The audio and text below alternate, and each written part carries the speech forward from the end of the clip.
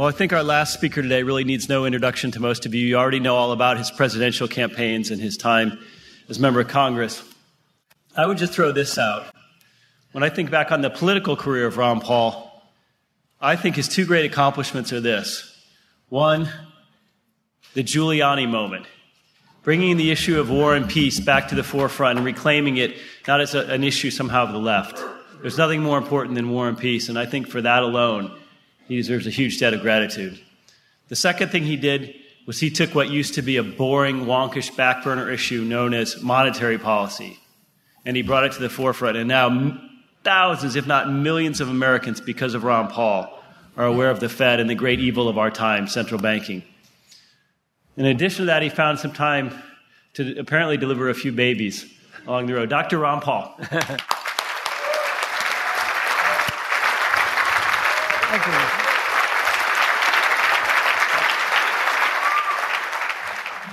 Thank you very much, everybody. So I would like to start off by talking about the subject. And the subject, of course, is secession and nullification, the breaking up of government. And the good news is it's going to happen. Amen. It's happening. And it's not going to be because there will be enough people in the U.S. Congress to legislate it. It won't happen. It'll be de facto. You know, you'll have a gold standard when the paper standard fails, and we're getting awfully close to that. And people will have to resort to taking care of themselves. So when conditions break down, there's going to be an alternative. And I think that's what we're witnessing. I think the 20th century has been a fantastic century to prove so many things that went badly. For instance, Nazism and communism and fascism.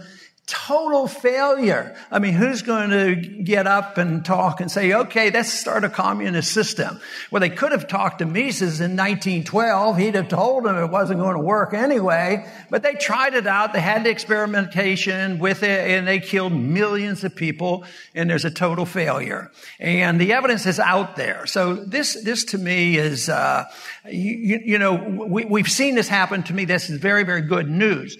At the same time, what we're currently witnessing is the failure of Keynesian interventionist planned economies associated with a Federal Reserve System, and that too will end.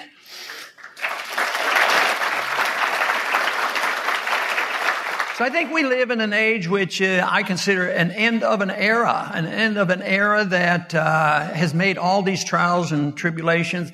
And I see it historically over a longer period of time, because I think tyranny has been around a long time. A lot of times when they will criticize me or people like you who believe in liberty, you want to go back to the dark ages. They want to regress.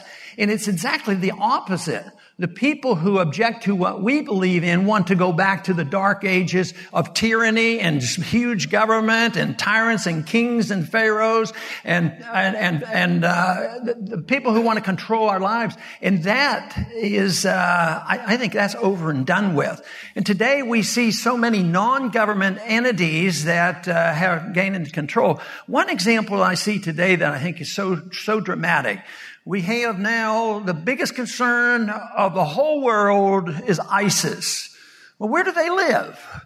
What country are they from? Do they own the Soviet Empire now or what?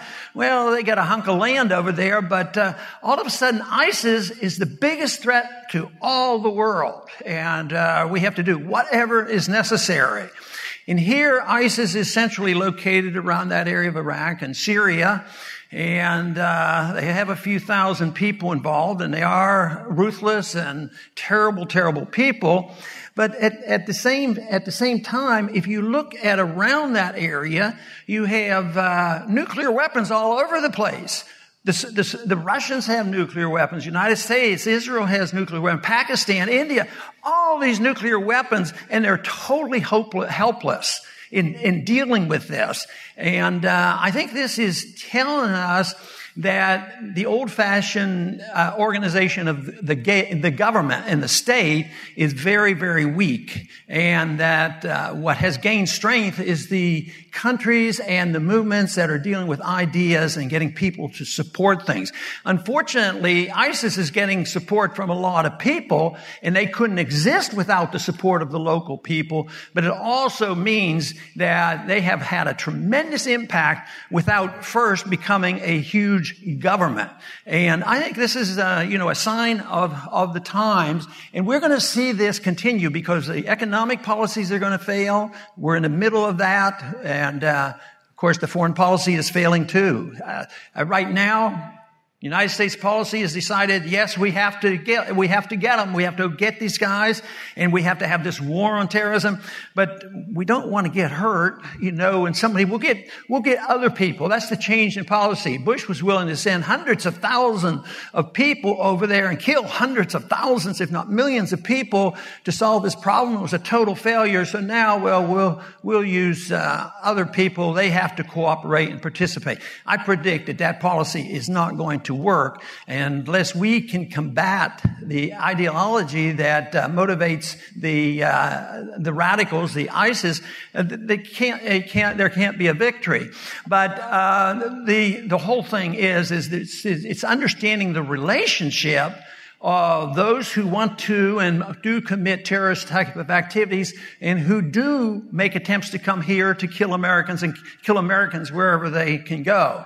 And Jeff mentioned about the Julia Anya moment, and I'll tell you what, as the years have gone on, to me personally, it becomes more and more significant of trying to understand this, because right now we've had this debate in the public, and I was in the middle of some of that about what was going on in France and the individuals that were killed, and all of a sudden, they're trying to figure out why. Well, it can't be foreign policy, and it's crucial that it's not foreign policy, because it blows their whole cover for everything they've done for maybe 20 or 30 years in the Middle East, if not longer. It's all justified because they're mean, nasty terrorists who want to kill us because we're free and because we're prosperous. That has to be proven as an absolute lie, or we cannot win this fight.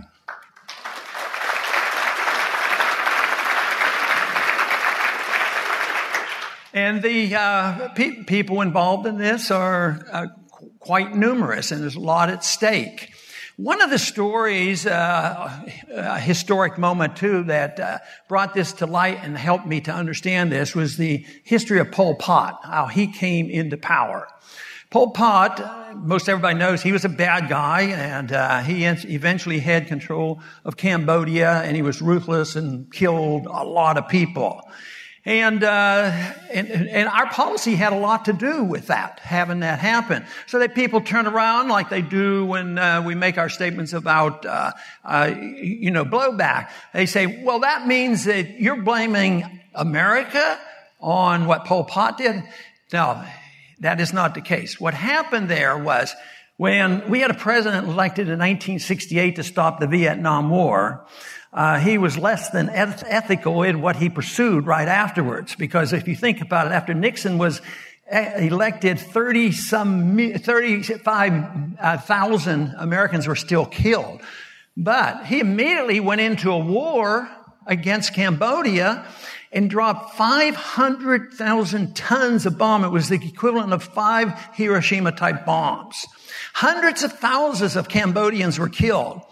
Pol Pot existed before that, and because he was unhappy with his government. Probably, he was first a thug and probably a communist, but he was there. But guess what happened? After we did that with our bombs and killed so many people, it unified the people. His 2,000-man army rather quickly became 250,000 troops, and he took over the country. So our policies have a lot to do with it. It didn't create Pol Pot, but our policies seem to aggravate it and make it a lot worse. And yet we still lose the argument so often on national television that blowback means that blame America, to pass that off. But that to me is the whole issue. Is if they lose that argument, they lose all their justification for being in the Middle East, and that would be, a real disaster for them. But the Pol Pot, I think, is a good story to remember, to point out how our stuff backfires on us, and a lot of people get killed. What about what happened in Iraq? I mean, there's even before 2003, when we started the war, the official war, it was admitted by Madeleine Albright there were 500,000 Iraqis died because of our policy. And to believe that we have a policy like that, and the Secretary of State admits it, and has no bearing on the way those people look at us, and that some people might become angry enough to want to kill us, to ignore that is putting a head in the sand, and I think it's such an important issue, to understand. But here we went into Iraq, and since then, probably, even after 2003, 700,000 Iraqis were killed. And the whole purpose, well, it's hard to figure out what their purpose was. I don't know whether the people who ran our policy were idiots or whether they had some ulterior motive, but nothing happened to the good from that invasion of Iraq. What did we do? We got rid of Saddam Hussein. He's a bad guy according to many standards. But Saddam Hussein hated the Al-Qaeda and he didn't like the Iranians. So what do? We go in, we kill him, and we remake Iraq. Guess what? We essentially have turned it over to Iran.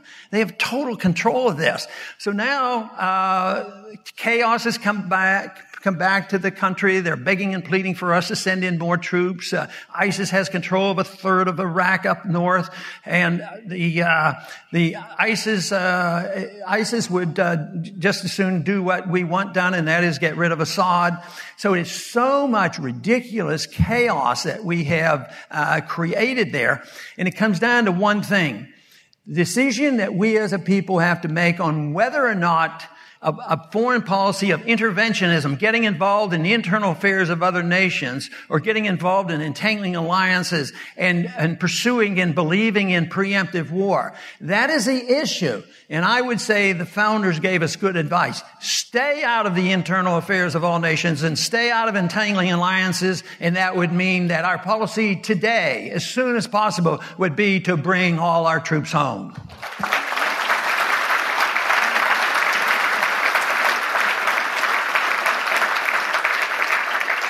The global war on terrorism is a hot issue, because if you're not super for it, then you're un-American.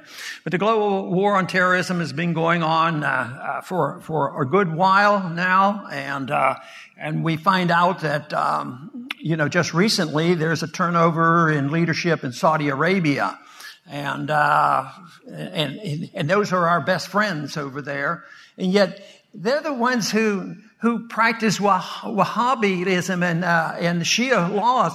They have performed many more beheadings in Saudi Arabia than the ISIS do, but you never hear anything of it. Now with the death of the king, we're talking about, isn't it wonderful? He was our best friend. He was modern. He moved the country in the right direction. And nobody asked one thing about human rights. We're the decision makers about who practices human rights or not. So we fail to notice, at least not many people talk about it, that when it came to 9/11, 15 out of the 19 hijackers, where'd they come from? From Saudi Arabia. And we're supposed to believe this. Unfortunately, all this mess depends on the propagandists, and that's where it's very, very tough. But it's also the place where we're making inroads because there's more than 3 major networks on television. There's a lot of people outside of the 3 majors that are available, whether it's the internet or whatever, that a lot of people are waking up, especially the young people of this country, said, it's enough of this killing. It's time we change our foreign policy.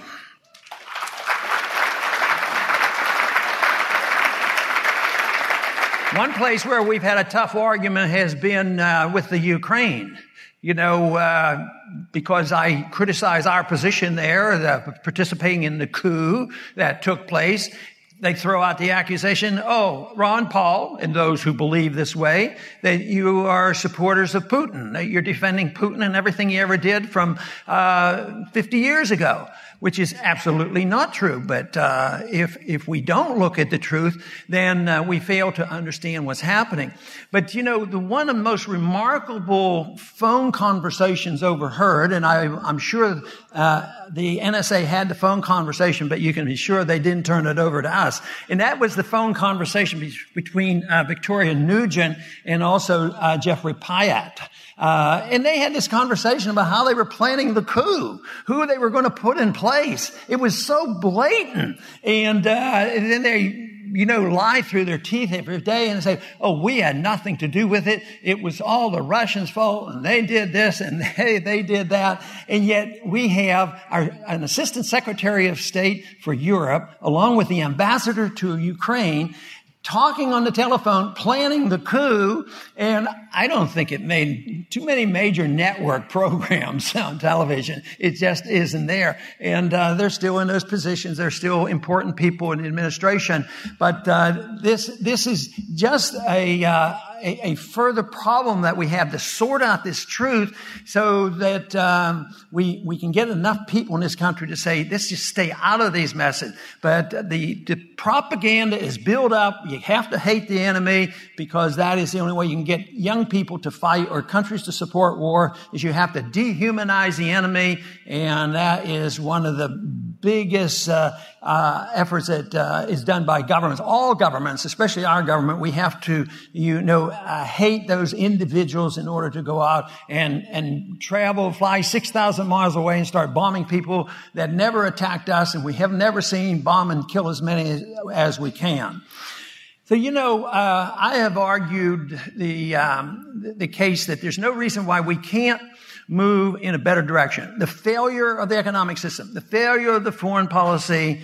Why can't civilization advance? Advance in the understanding of peace.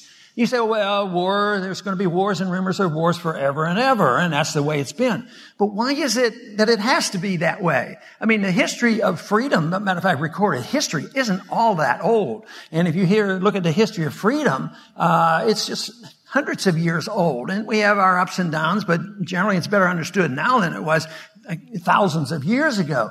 So there's this effort to understand and move in this direction, but so many people don't quite understand the importance of what we do. So I believe if you took technology and instead of using it to advance the weapons of war, take technology and advance the ability to promote peace and understanding. That is what we really need. And I think the tools are there. I think the internet and the technology is there to spread a different message. You say, no, still impossible. There's always going to be mean, nasty people. And I agree. There always will be. And there's always going to be criminals and a lot of violence. So I still think that technology, made great progress, especially in the last couple hundred years. I'm talking to my dad when I was a small person. My dad, delivered milk in a horse and buggy. He remembers the first automobile and the first airplane. And that's just a short while ago. And there was a time when, maybe 50 years before he was born, if somebody would said, we're going to be driving these cars and we're going to be flying these airplanes and we're going to land on the moon, there's no way. But the technology came along, and unfortunately the technology was so often used to advance the way of killing people. So yes, we had airplanes, but airplanes also were used to drop bombs on people. So it was being used in the wrong manner. But I just think that period of time can end, that we can change that we can change the human condition where we think about peace. And for that reason, I've been fascinated with looking at some of the stories about the conflict between war and peace when it comes to the enemies fighting each other. And of course, most of us have heard and know the story about the Christmas truce in World War I. At the beginning of World War I, it broke out, and the German soldiers and the British soldiers got together, and they had no stomach for all this. They started singing Christmas carols. They called a truce, and some places it lasted several days. They exchanged presents and Christmas trees. And the tragedy was that after several days, the authorities came and said, you better get back to killing. And they were forced them back into killing. But the natural tendency was for the soldiers not to fight. And I remember so clearly my grandmother telling me, who was from, the family was from Germany, and I was less than 10, because I was 10 when the war was over. I would go and ask her, why is this happening? You have me saying prayers for my aunts that live in Germany, that they survive. At the same time, we have a cousin in prison in Germany, and she says, Ronnie, she says, you know what it is? She says, the people don't want war. It's the governments that want war.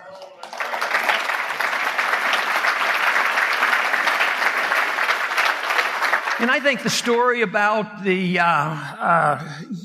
Christmas truce in World War I, that was the beginning of World War I. But there's another story that I came across, I found fascinating. And this is a story in World War II. It was at the end. It was after D-Day. And an American plane had been shot down, but it was in a place where they were really in a life and death struggle with some Germans. The Americans were gaining strength, but the pilot who was flying it, a Jack Teller, he was a captain. He always, for some reason, took a trumpet with him.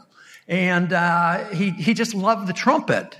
And so he had that trumpet with him, and they were in this situation where they were in the battle, but they had killed off most of the snipers, the German snipers. But there was one left.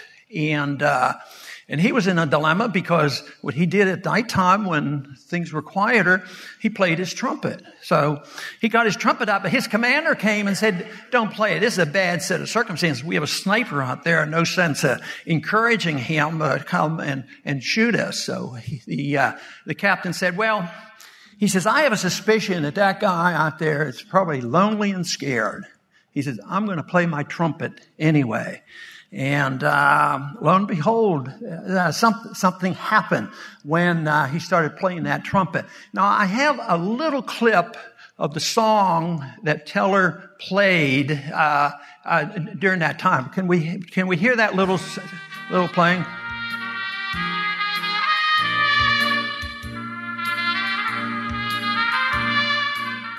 That to me, I love trumpets, and these circumstances were very special and different. And the trumpet player played that, and there was no more shooting. And the next day, the German sniper walked into the American camp and surrendered. And they got him prepared to take him off to a prisoner of war camp in England. And he said, well, before I go, can I meet the person that played the trumpet? And so they took him over and they shook hands. And our American captain says, I just shook hands with the enemy. And he found out that he was 19 years old, and he said that he was scared to death. And he says, I heard that song, and it made me think about my fiance, my mother and father. And he says, I could not shoot another shot. And I just think that is remarkable. I just think that There's no reason why we can't have more of that, getting to the people who have to do the killing and reject the notion and the propaganda of our governments. And that would mean that we have to take the power and authority away from the government to wage war. That's where the problem is. The only country in the world today that I think even comes slightly close to this, because they don't have an executive branch of government, are the Swiss. They can't go to war like this, and they haven't been in war in a couple hundred years. So we need to take the authority away from the government. Even the law that prohibits them from going to war like we have, you can't go to war unless the people support the war, it doesn't work. So someday what we need to do, and if that doesn't work, we need to build up enough enthusiasm and determination and belief that those individuals who are required or drafted or bribed into going off and fighting the senseless war, that they just refuse to go.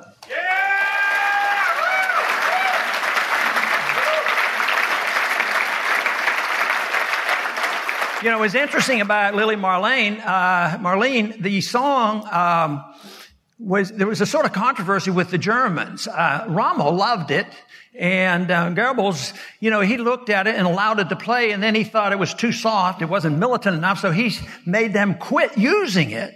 And the German soldiers rebelled. They wanted to hear that song. Everybody loved that song. It must have given them some peace. And so it was put back on the radio. The German soldiers could hear the song, and they could play it. But the interesting thing is that the Americans love the song too.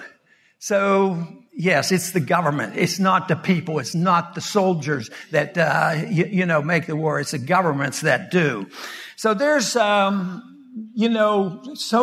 much harm and injury in this country created by this propaganda by people who think that war is the answers. And I keep trying to figure out, we do know that many on our side doing the things we don't want them to do, I believe there's some evil motivation among some. But I also think there's a lot of ignorance and a lot of them fall for the propaganda. Young people who go, because I've been there. When I was drafted, in the 60s, I didn't like what was going on, but it wasn't at the point where I knew enough and had enough confidence to take on the U.S. government and maybe go to prison. So it's a struggle. That's the reason why a few individuals can't do it. You have to have a whole understanding by a people that we reject the notion of war. And I think this is what probably has helped Switzerland. And it's not like they lived in a perfectly safe area. I mean, the mountains isn't what protected them. It was a lot more to it. And it was a notion that they weren't going to get involved in other people's affairs. But, our concern, of course, is based on our concept of liberty. And I'm convinced that we can solve so many of our problems, whether they're economics or foreign policy, by just a better understanding of liberty. I believe our founders understood this, and that it's an individual thing. It's not a collective thing.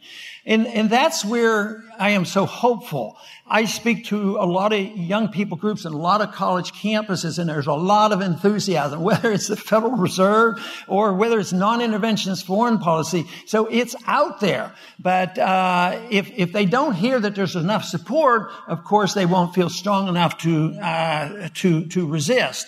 And but people must understand exactly what it is. And liberty is something governments can't give us. It comes from our Creator. It comes in a natural way. And everybody has to be treated the same.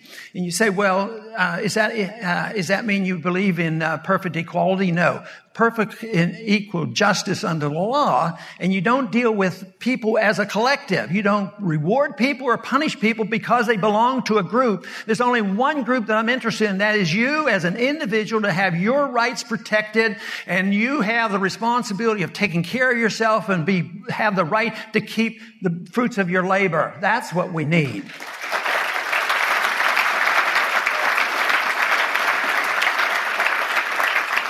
Mises was quite concerned about the future of the country, and he had a lot of concerns, and not exactly the most optimistic person. He said we were moving rapidly in the wrong direction.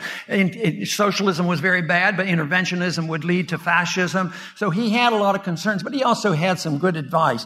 He says that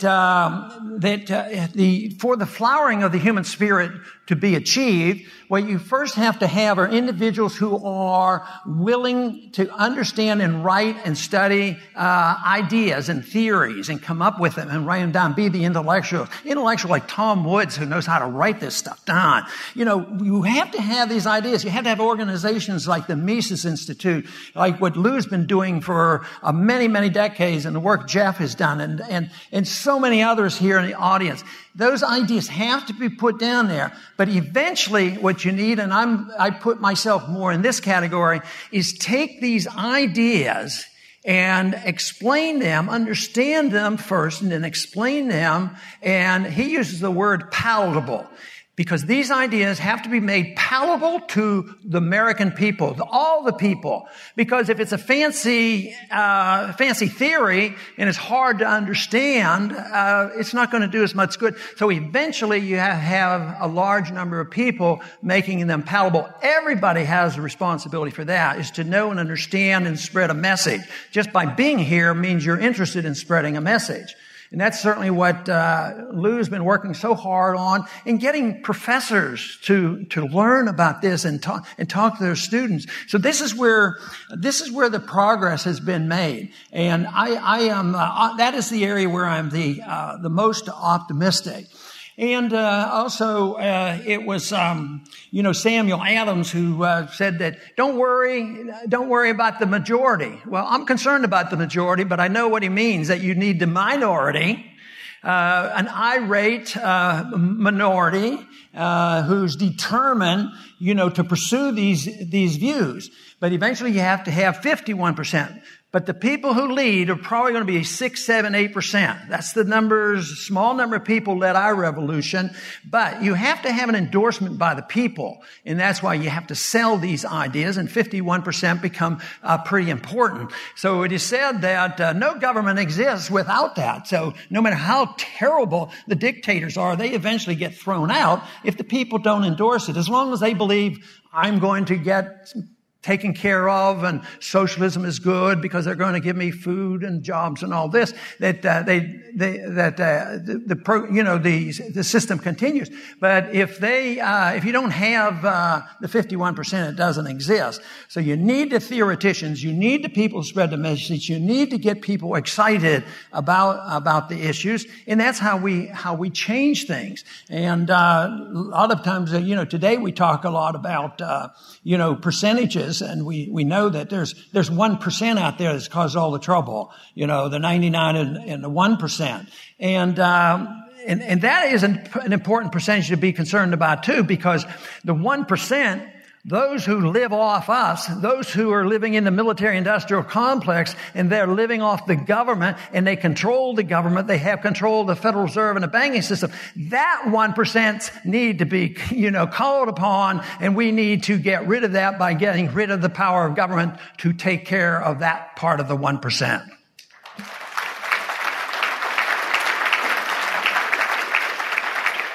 But the other part, we shouldn't put them together. That's the people who are wealthy, because we make them wealthy, because we buy their products, because they give us a good product, and they make a lot of money. Making a lot of money should be an incentive. It shouldn't be something you penalize. And that's the one problem we have with the far left. They want to penalize it, but they can't separate these two. Everybody's just thrown together. And they don't ask the question, well, how did you earn your money? Well, what we do is, if you had a free society and limited government, there wouldn't be anybody living off anybody else. The government would be so limited, they would not have this power to redistribute wealth and control the whole system. And yet it's coming to an end. The Fed is going to end. There's going to be a de facto secession movement going on. The states are going to refuse to listen to some of the laws. We've seen tremendous success already with states saying to the federal government, we're not going to listen to you anymore about the drug laws, and they're getting out of it. And I think that American people are waking up to that. And so as far as I'm concerned, the more the merrier. But freedom to me is the answer. And if you understand what liberty is all about, like I mentioned before, liberty should bring us all together. It should bring us together. It should solve the problem of conflict between races and class and religions and everything else. But if you understand liberty, it means everybody should come together to defend liberty, and then understand that what you do with your liberty and what you do with your liberty may be 100% different.